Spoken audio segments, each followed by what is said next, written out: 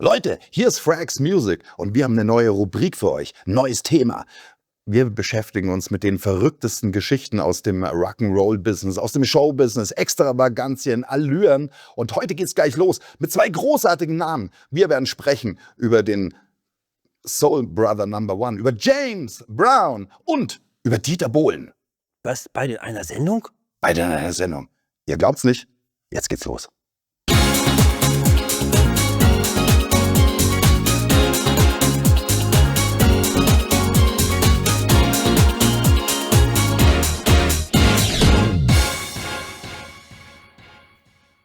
Hallo liebe Musikfreunde, willkommen bei Frags Music. Schön, dass ihr wieder dabei seid, eurem Kanal, wo es um Musik und Popkultur geht. Heute haben wir ein total interessantes Thema für euch im Start, Axel und ich.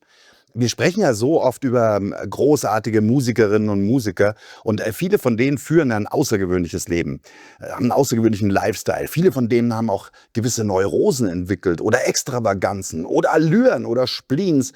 Es gibt tausende von unterhaltsamen und verrückten Geschichten zu erzählen aus dieser verrückten Welt des Showbusiness. Und los geht's heute mit einem der allergrößten, nämlich James Brown. Yeah, Soul Brother Number One.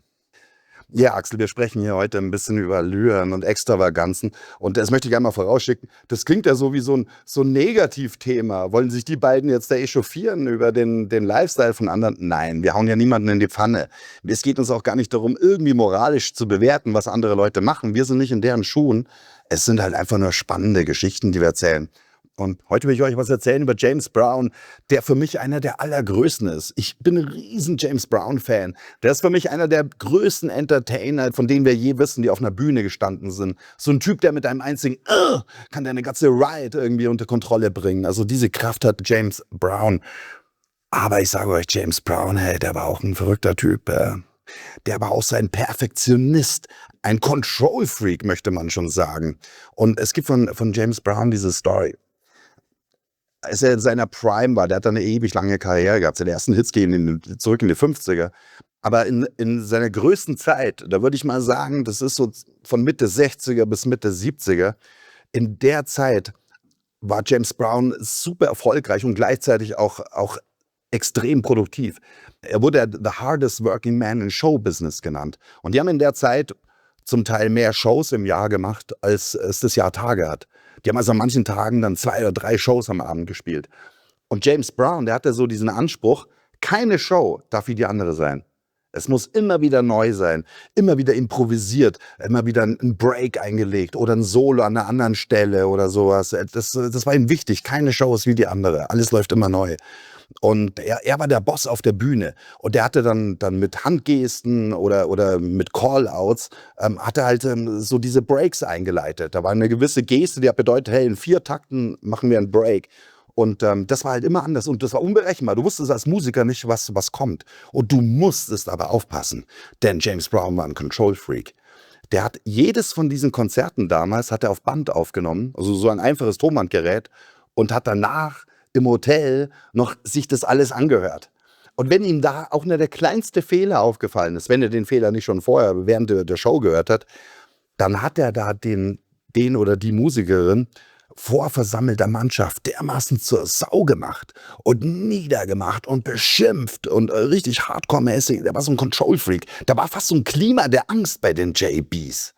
Und deswegen, wenn du so Live-Aufnahmen siehst aus der Zeit, so Footage, dann fällt einem auf, dass alle Musiker in der Band, die schauen die ganze Zeit auf James Brown. Die sind wirklich fixiert auf den. Weil jeder von denen hat eine verdammte Angst, ey, wenn ich auch nur einen Moment irgendwie aufpasse und der ruft mich gerade an oder der gibt mir Blickkontakt und möchte was von mir, dann werde ich wieder fertig gemacht. Und so sind wir reden hier von großen Musikern, die sind da alle wie die Kinder und gucken die ganze Zeit, was macht der Meister? Und wenn er dann ruft, Hazard, dann musst du sofort, yes, muss dann kommen. Ja? Es darf kein Takt verzögert sein. Hazard, yes! Play the piano. Und dann muss zum richtigen Takt muss dann das Piano-Solo anfangen. So war das bei ihm. Ja? Großartig, ja. Und da fragt man sich, warum lassen diese Musiker das mit sich machen? Ja. In der Band, weißt du lässt dich doch nicht von einem so niedermachen als erwachsener Mensch. Ja? Aber dazu muss man sagen, es gibt 2 Gründe, warum die es gemacht haben. Zum einen, das war ja nicht eine Band wie jetzt, weißt du, wir sind Kumpels, wir machen gemeinsam eine Band auf Augenhöhe, wir sind Len McCartney, sondern das waren die JBs, das war die James Brown Band. Der hat diese Musiker angeheuert. Der hat die einfach bezahlt. Die haben für ihn gearbeitet. Er war der Boss. Und das heißt, zum einen haben die halt einen Haufen Kohle verdient. Die kamen alle so vor aus dem Jazz, wo die viel Kunst gemacht haben, aber wenig Geld. Bei James Brown, das ordentlich verdient. Aber er war der absolute Boss, uneingeschränkt. Und dazu kam natürlich, dass die damals schon mitbekommen haben und gemerkt haben, hey, was wir hier machen, das ist eine unfassbar heiße Musik, die hat Bestand. Und wenn du da halt ein paar Jahre dann dabei warst bei den JBs, da war das für viele Musiker etwas, was sich dann ihre ganze Karriere begleitet hat. Und ich meine aber große Namen wie Buddy Collins, der Bassist, der so das Bassriff für Sex Machine erfunden hat. Da waren Leute wie Clyde Stubblefield, der Funky Drummer, oder Pee Wee Ellis so am Saxophon. Und ja, selbst die Größten haben dort mitgespielt, aber alle wie die kleinen Jungs. So, ey, wenn der Boss ausflippt, dann droht Gefahr. Und da waren die alle wie die kleinen Kinder immer so. Ja, also ich kann nur sagen, ich habe jetzt hier ja entsprechend mich für die Bilder entschieden. Man sieht, wie er abgeht, also live. Und das ist also nur eins von den Bildern. Da sind noch ganz andere Sachen zu sehen. Also ich muss sagen, also er hat da auch die entsprechende Show gemacht. Das muss man schon sagen. Aber, wie du schon richtig sagst, Kontrollfreak. Und da kommt noch was obendrauf. Die hatten so eine Art Kasse. Also wer einen Fehler gemacht hatte, wurde zur Kasse gebeten.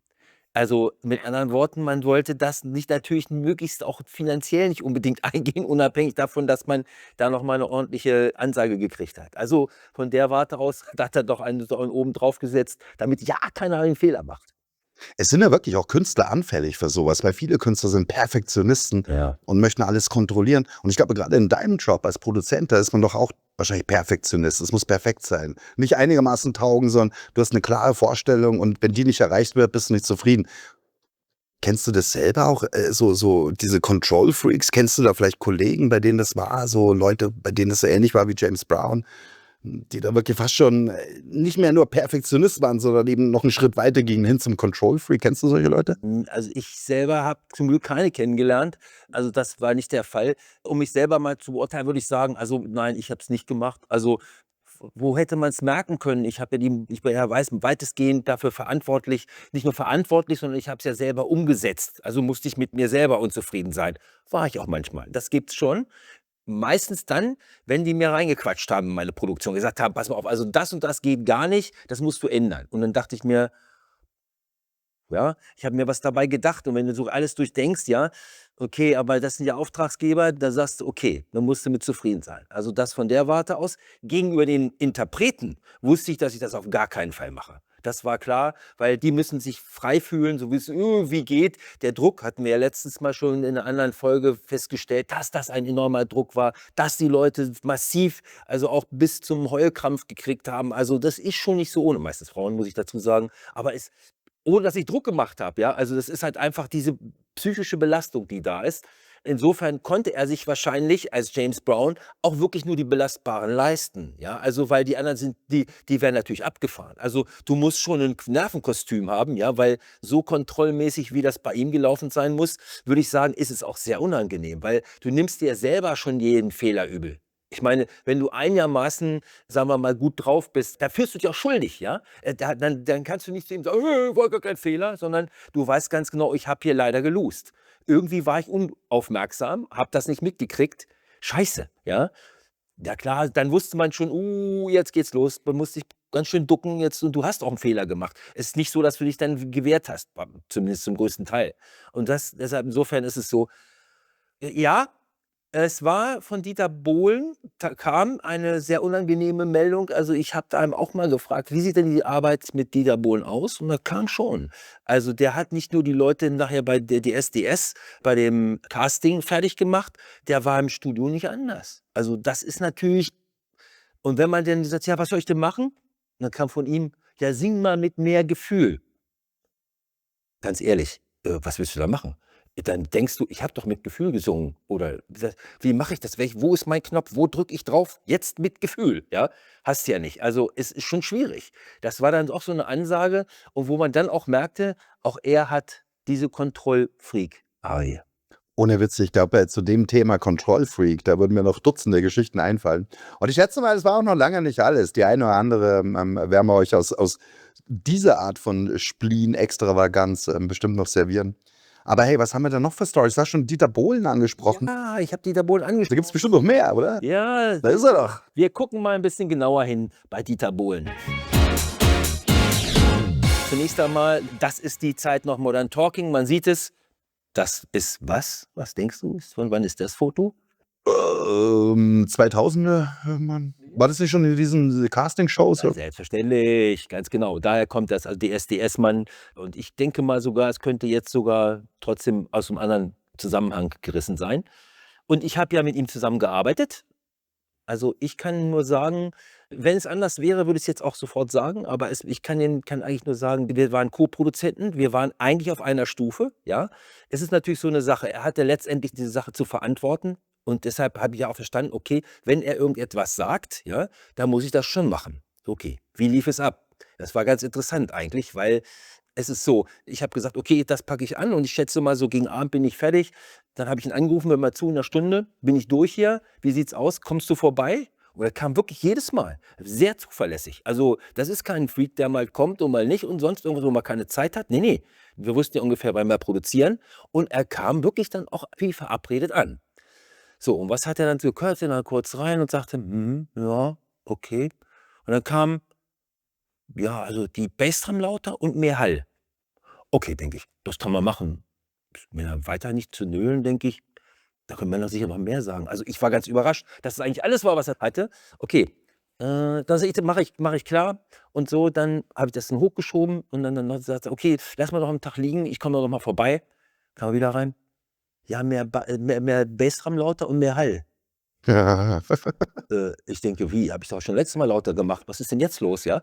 So, und dann stellte sich nach und nach, weil wir hatten ja nicht einen Titel, sondern das ging um die Produktion Win the Race. Und in diesem Zusammenhang gab es ein ganzes Album, das Amerika-Album. Und dazu waren eben noch 3 weitere Titel. Also 4 Titel habe ich gemacht. Und dann merkte ich schon, das sagt immer den gleichen Spruch. Und ich dachte dann so, hat er nicht, also verstehst du, immer das Gleiche. Bassdrum lauter, mehr Hall. Und ich denke, das ist jetzt schon tierisch laut, ja. Und dann dachte ich, okay, pass mal auf, ich bin jetzt mal ein bisschen, ihr ahnt schon, wo es drauf hinausläuft. Ich wusste schon, wenn der wieder kommt, sagt der die Bassdrum lauter und mehr Hall. Also, ein bisschen leiser gemacht, damit er den Spruch wieder loslassen. Ah, okay, du willst mehr Bassdrum und mehr. Ja, das mache ich doch gerne. Zack, Stück höher. Ah, ja, so ist schon besser. Okay, denke ich.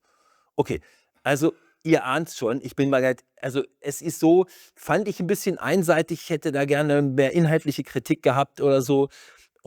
Aber es ließ sich noch toppen. Es kommt eine Geschichte wirklich aus dem Nähkästchen. Und zwar war es eigentlich so, er hatte zu meiner Überraschung, sagte er dann, ich muss jetzt den Chef von der Hansa anrufen. Das haben wir so vereinbart. Wenn ich das soweit habe, und spiele ihm das dann vor. Sag ich, ja, wie willst du es denn vorspielen? Ja, hast du mal einen Kopfhörer? Ja, wie ein Kopfhörer? Der kann ja sich ja nicht aufsetzen in Berlin. Das schafft man ja wohl nicht ganz von Hamburg nach Berlin. Sagt er, ja, ich mach das schon. Dann nahm er den Kopfhörer, drückte den, also nach dem Gespräch, im Gespräch, drückte den auf die Muschel und spielte ihm das vor. Der hört sich das an und dann sagt er, und was sagst du? Die Bassdrum muss. Bassdrum, mehr Bass. Kein Witz. Leute, der Frequenzbereich über dieses Telefon, 300 bis 3000. Der hat das die ganze Zeit über das Telefon gehört. Ja, das ist doch peinlich ohne Ende. Ich dachte so, ja, aber er sagte, er wollte es noch mal ganz in Ordnung hören. So, und dann ging, also er wollte das jetzt noch mal in Berlin hören. Und zwar, ja, sage ich, ja, aber es ist jetzt Vormittag, was machen wir denn jetzt? Ich könnte das ja hochladen. Wir haben extra ein Portal dafür gebucht, in dem wir das hochladen konnten. War damals noch so, ist ja war 2001. Das können wir doch hochladen, ja. Und an dieser Stelle kann man erst downloaden und so könnte man sich das anhören. Ja, und was kam? Dann sagte er, nee, das kommt gar nicht in Frage, das geht nicht. Also er wüsste nicht, wie das geht und das können wir nicht machen. Ja, was machen wir denn dann? IC-Kurier. IC-Kurier? Kennt ihr das? Intercity oder was? Jemand, Ja. der da mit der Bahn ist dann hinterher. Genau, richtig. Also haben wir eine Taxe beauftragt, ja, die das zum Bahnhof gebracht hat. Dann ist er rechtzeitig in die nächste für den ICE nach Berlin, Taxe und zu ihm. Und denke ich, ja, kann man machen, ne? Und denke, was soll das denn kosten, der Spaß, ne? Und dann kam, ja, so 200 € oder was kam das. Und dann dachte ich auch so, es ist ja eine feine Nummer. Sowas, obwohl man sich das downloaden könnte. Und ich kämpfe hier um jeden Euro, den ich hier halt als Produzent verdiene. Und hier wird das Geld so mit beiden Händen rausgeschmissen. Also ich wage es. geplättet, muss ich zugeben. Also, aber dafür kann Dieter jetzt in dem Augenblick mal nix. Aber ich wollte das nur mal so sagen. Das ist so Plattenindustrie, ja. Also wenn es um deren Dinge geht, dann war das schon so. Und was war dann sein Urteil, als er dann tatsächlich das richtige Band gehört hat? Hey, welcher Verrückter hat denn hier den Regler am Bass und am Hall gehabt? Das ist doch viel zu viel, Mann. Nein, hat er nicht gesagt, weil er wohl gewusst hatte, dass Dieter das schon 3-mal eingefordert hat. Das wäre es gewesen, das stimmt schon. Interessant ist auch Folgendes, also bei dem ersten Album, da habe ich so gesagt, wo wird der Gesang aufgenommen? Kommt Thomas auch? Nee, da haben wir ein anderes Studio. Dann denke ich auch so, okay. Dann denke ich mir, habe ich mir nichts bei gedacht und so, weil man ja irgendwie, denke ich mir so, aber da ich den ja kenne und man kennt sich unter Produzentenkollegen natürlich gut und dann habe ich gesagt, okay, wer ist denn? Und dann habe ich den angerufen und sag mal, wie kann das sein? Hat das einen bestimmten Grund? Ja, dass der Grund ist, das nehmen wir ja an einem Tag auf. Da sage ich, was? Was nehmt ihr an einem Tag auf? Das ganze Album, sagt er zu mir. Normalerweise nimmst du einen Titel am Tag auf. Vielleicht noch einen zweiten, wenn die gut in Form sind. Du kommst doch nicht drauf, das ganze Album. Da sage ich, wie jetzt? Kann doch nicht sein. Doch, sagt er, der kommt so gut vorbereitet, der nimmt immer First Take, wie es so schön heißt. Lassen einfach durchlaufen, das Band, und nehmen das auf. Und da der an sich fehlerfrei singt, weil er sehr gut vorbereitet ist, ist es schnell durch. Dann wird mal eine geraucht oder was weiß ich, was sie machen. Und dann kommt der nächste Titel dran und dann geht's weiter. Und ich denke, das kann nicht wahr sein. Wir geben uns solche Mühe. Das Wichtigste ist der Sänger und der wird zigmal aufgenommen und ich krieg einen Take. Kenne ich gar nicht, weil du hattest mal in einer anderen Folge gefragt, wie oft nehmt ihr das eigentlich auf? Ja, so unter 4-mal geht gar nichts. Ja, weil man will ja auch Auswahl haben, um zu gucken, da hat das mal nicht ganz so deutlich gesungen und wenn er was irgendwie dann doch noch einen Tacken besser gemacht hat. Aber die haben das einfach durchlaufen lassen, das Album. Und dann sage ich, hat das einen bestimmten Grund? Jetzt kommt er. Ja, es hat einen bestimmten Grund. Und zwar, der Thomas kann den Dieter so wenig leiden, dass er möglichst wenig Zeit mit ihm zusammen verbringen möchte. Man überlege sich das mal. Echt eigentlich so ein Album in einem Tag durchgepeitscht, weil mehr einfach nicht ging. Wow. Ja, und er ist wirklich nachmittags gekommen und ist abends wieder nach Hause gefahren, damit er diese Zeit so kurz hält wie möglich. Also heute darf man es ja sagen, jetzt ist es ja dann doch mal kurz mehr als 20 Jahre vorbei. Aber das war schon hart, muss ich sagen. Aber zeigt eigentlich auch, wie das Verhältnis zwischen den beiden war. Und das so mal so als Anekdote direkt aus dem Studio. Ich denke mal, das durfte mal gesagt werden. Nichtsdestotrotz, also, wenn es um die Beurteilung von Stimmen geht, da lasse ich nichts auf Dieter kommen. Das ist nicht nur bei DS so, sondern der Mann hat wirklich was auf dem Kasten. Das kann man mit der Beurteilung seiner eigenen Titel nicht unbedingt sagen. Also ich merke, er hat sich wirklich auf die Vorschläge von seiner Plattenfirma verlassen, dass er so lange abgewartet hat, bis er die Zusage oder sonst irgendwas hatte, hat denen die Entscheidung weitestgehend überlassen, weil er selber eigentlich nicht so unbedingt wusste, wie er das am besten hätte. Ne? Ja. Es ist schön, dass du das erzählst. Und was, glaube ich, auch klar wird, so ein Typ wie Dieter Bohlen, der natürlich eine lustige Projektionsfläche ist und wir machen natürlich gern Witze und bla. Aber was wir nie vergessen sollten, die meisten von diesen Leuten, die dort im Showbusiness arbeiten, das sind auch harte Arbeiter. Das ist das Krasse. Wie du sagst, der Typ kommt halt voll vorbereitet. Das heißt, der hat da wirklich vorher auch schon lange gearbeitet. Ja. Davor haben wir über James Brown geredet. Weißt du, das ist auch so, viele Leute stellen sich das vor, naja, Showbusiness, das ist wie in dem berühmten Dire Straits Song. Das ist doch Money for Nothing. Hey, mit einem kleinen Finger kriegst du mal ein paar Blasen, weil du so viel Gitarre spielst, aber ansonsten ist doch keine Arbeit.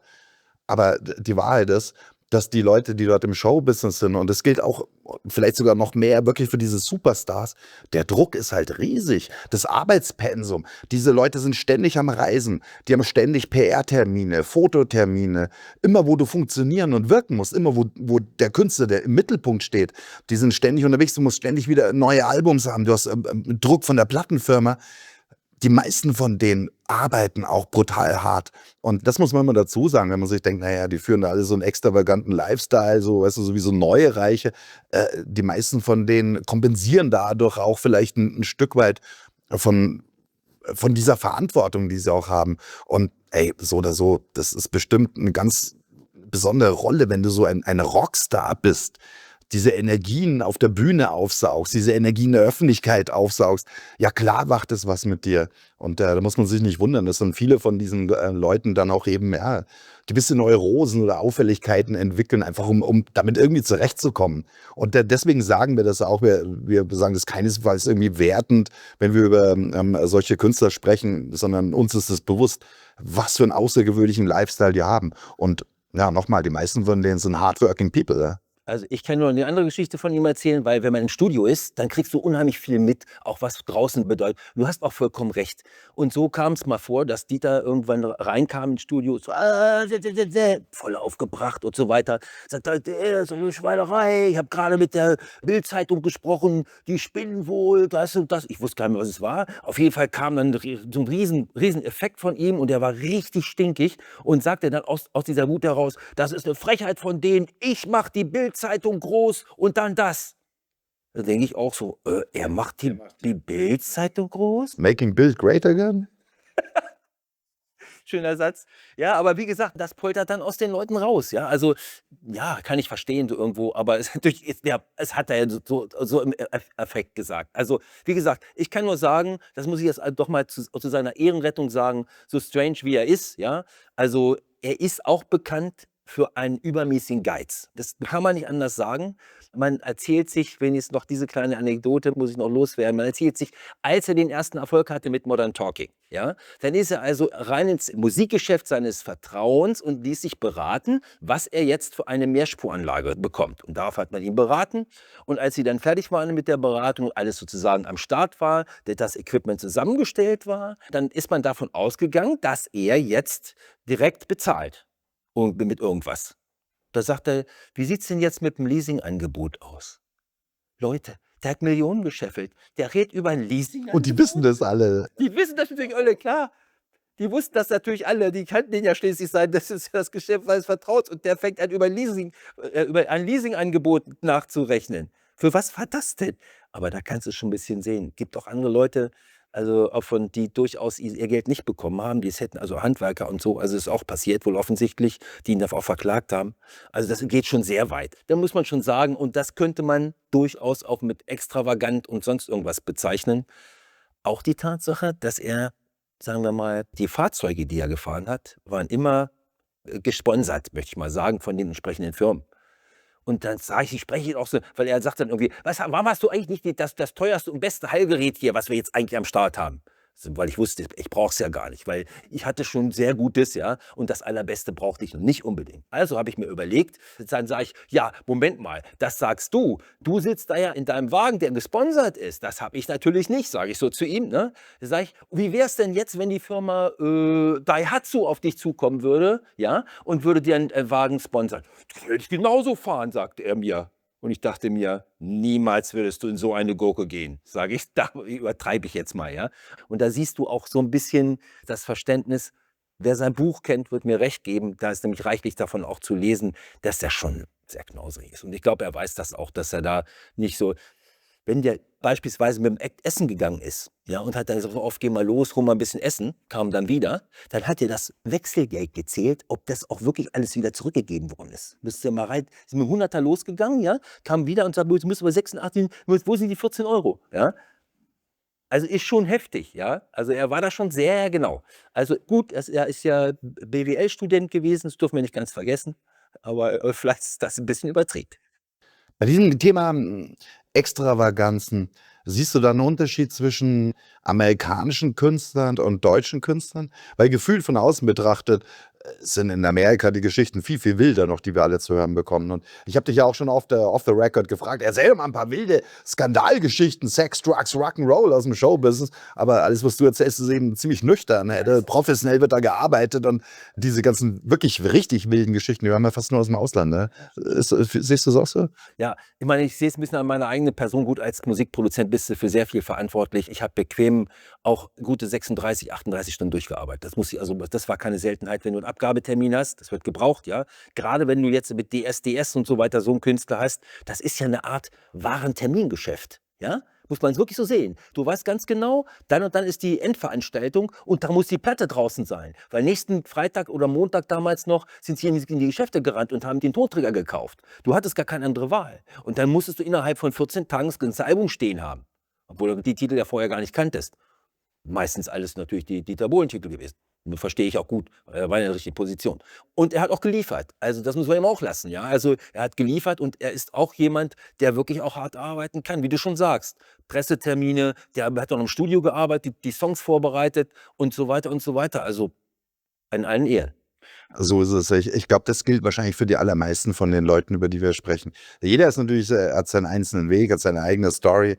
Aber ich glaube, die meisten von denen, das können wir Außenstehende, wobei du bist kein Außenstehender, du bist eben Insider. Deswegen haben wir dich ja hier und hören von dir diese Geschichten, weil ich glaube, wir Außenstehende können uns das nicht vorstellen, welche Belastung das auch bedeutet, wenn du so als Star, als Künstler ständig funktionieren musst und die ganze Zeit unterwegs bist. Auch so diese Rastlosigkeit, dieses getrieben von Zeitdruck und ey, du musst die ganze Zeit liefern. Diese Erwartungshaltung, die auch an dich da ist. Hey, wenn auch immer du einen Raum betrittst, hey, boah, hier kommt Prince rein. Du musst immer dieser Prince sein. Du kannst dich einfach mal so dich mal hängen lassen. Das ist natürlich, glaube ich, eine enorme Belastung.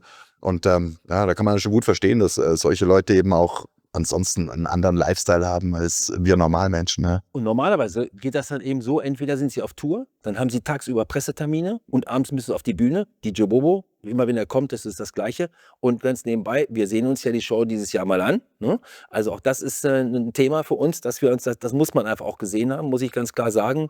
Super Show als Beispiel. Und davor, da kommt die Pressevertreter und sonst irgendwelche Schulterklopfer auch noch an, die natürlich auch ein Recht darauf haben, über ihn zu berichten. Und er ist keine Ausnahme, das gilt für die großen Stars auch. Die suchen sich natürlich dann entsprechend starke Medien auch aus. Ja? Also auch das führt dazu, dass die natürlich auch, sagen wir mal, durch diese Schulterklopfer, deshalb habe ich sie extra immer so genannt. Das war kein Zufall, sondern bewusst gesagt, weil wenn du den ganzen Tag hörst, dass du großartig bist, ja, das kann schon zum Abheben führen. Dann ist der Erdboden nicht mehr so ganz deins.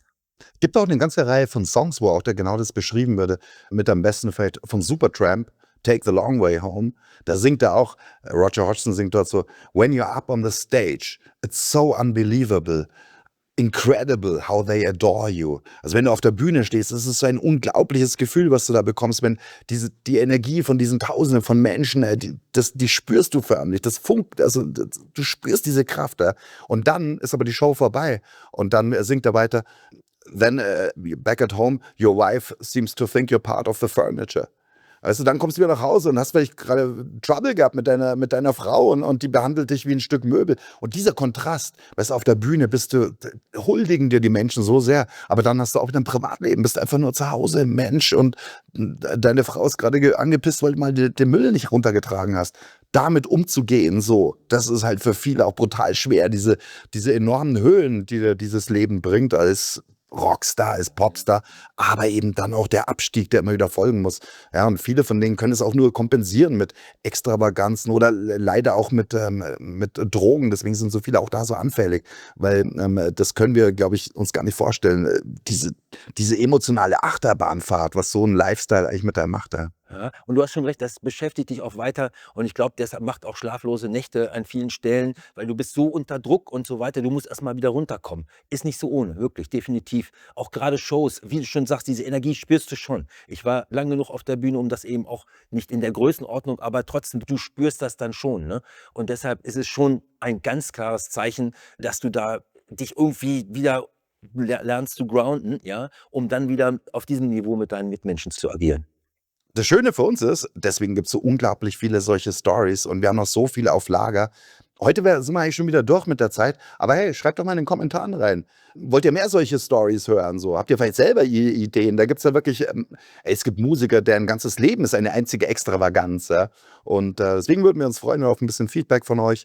Bleibt uns auch weiterhin gewogen, unterstützt unsere Arbeit, da freuen wir uns sehr darüber. Und in diesem Sinne. Ja, bis zum nächsten Mal.